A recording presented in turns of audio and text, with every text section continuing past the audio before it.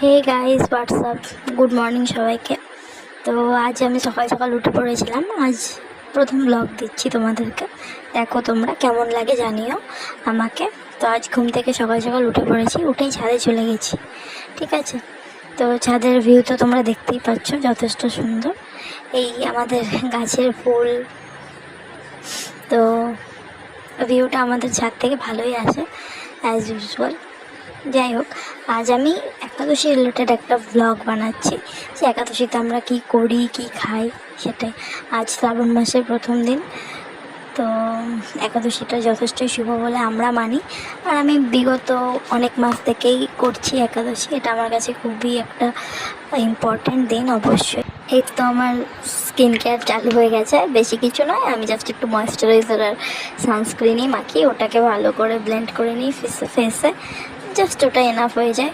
তারপর আর কি আমি স্নান করে জল টল খেয়ে নিয়েছি। এবার চলে গেছি ডিরেক্ট ঠাকুর ঘরে, আমার মা সবজি কেটে রেখেছে। তারপরে এই যে দেখো আমাদের গোপী সোনা, আজ একাদশীর দিন, তোমরাও দর্শন করো আমাদের গোপালকে। দেখো আমাদের গপু কত খুশি লাগছে না তোমাদেরকে। আজ খুব গরম জন্য আমরা উত্তরীয়টা এখনও পড়াইনি, মা আবার পুজো করবে যখন তখন পরিয়ে দেবে অবশ্যই। তারপর চলো এখন ব্রেকফাস্টটা কি খেয়েছি দেখাই তোমাদেরকে। এই তো আমি একটু বাদাম, একটা কলা আর একটু চা নিয়ে নিয়েছি। চা আমি ইউজুয়ালি খাই না সাধারণত, বাট যেদিন একাদশী হয় সেদিন খাই, কি করব কি খাবো সেইটা ভেবেই খাই। এই তো মা বসে পড়েছে পুজো দিতে, মা পুজো দিচ্ছে, ভোগটা হচ্ছে, এরপরে আমরা সবাই প্রসাদ গ্রহণ করব, একাদশীর প্রসাদ।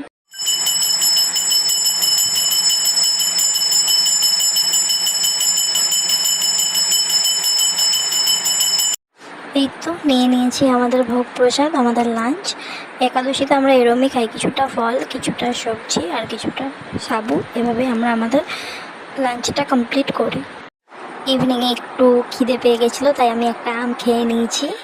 সন্ধ্যায় আমি একটু বেরিয়েছিলাম, দ্যাটস ইট গাইস। রাতে সেম যা লাঞ্চে খেয়েছি, ডিনারেও তাই।